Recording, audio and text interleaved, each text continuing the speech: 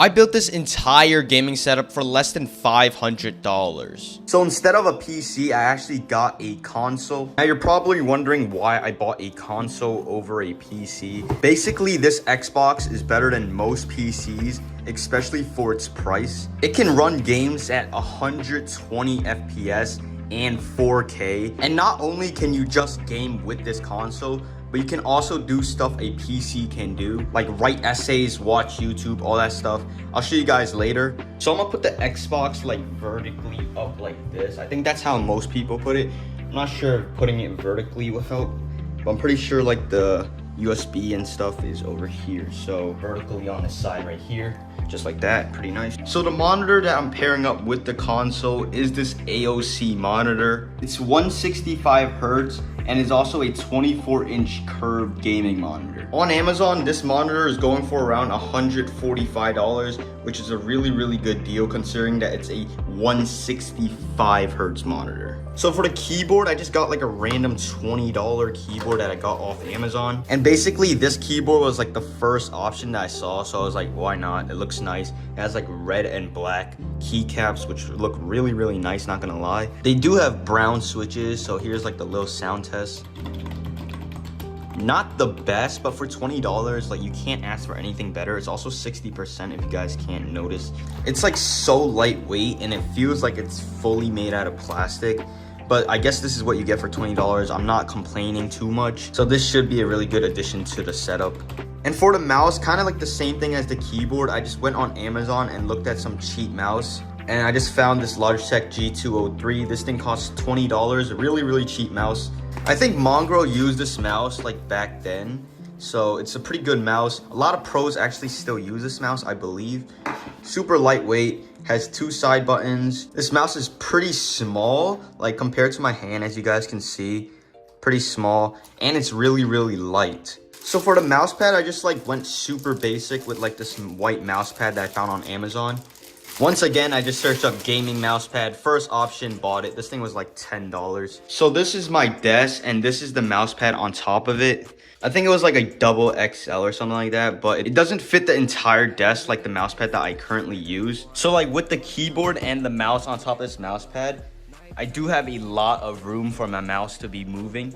Pretty solid mouse pad. The glide with the mouse, as you guys can see, pretty nice as well. But there's just like a weird smell like of cheap plastic or whatever. I don't know, maybe it's just the material. Now what I love about the Xbox is that you could also surf the web. Basically the Xbox has the Microsoft Edge application installed, and you could use the internet like a PC would. So we have the keyboard and the mouse connected. As you guys can see, you can type with the keyboard, and for the mouse, you guys can see like a little circular cursor. So you could do things like typing an essay, like right here, as you guys can see, I'm typing an essay, simple.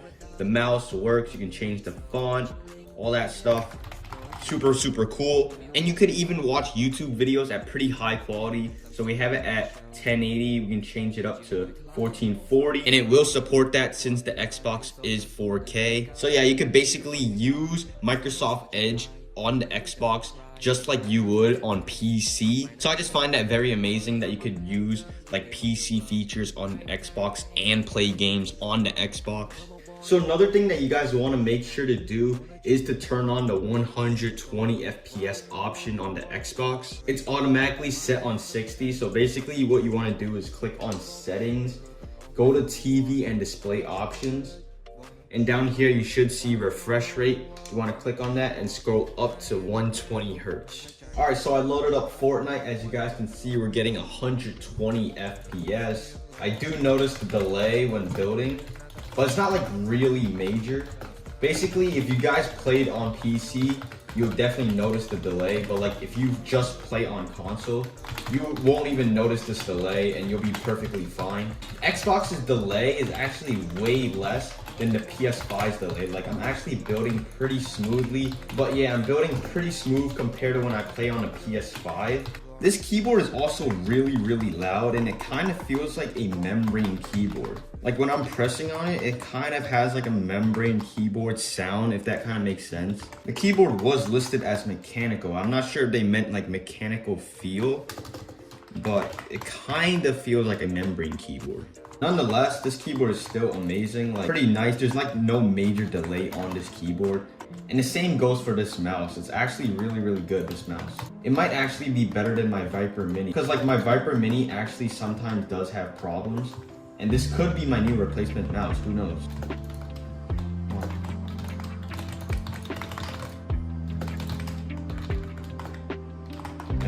Edit. 40, go 40.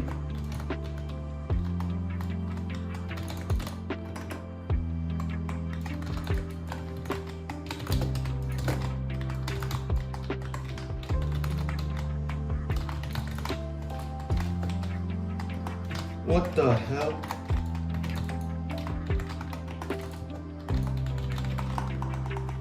He's so low, I let him get away, no.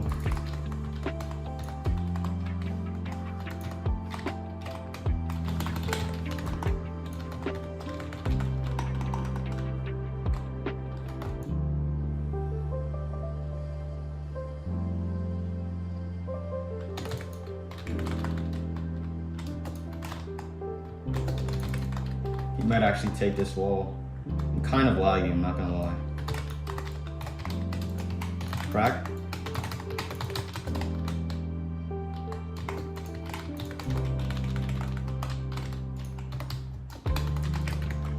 Oh, I am lagging, yup.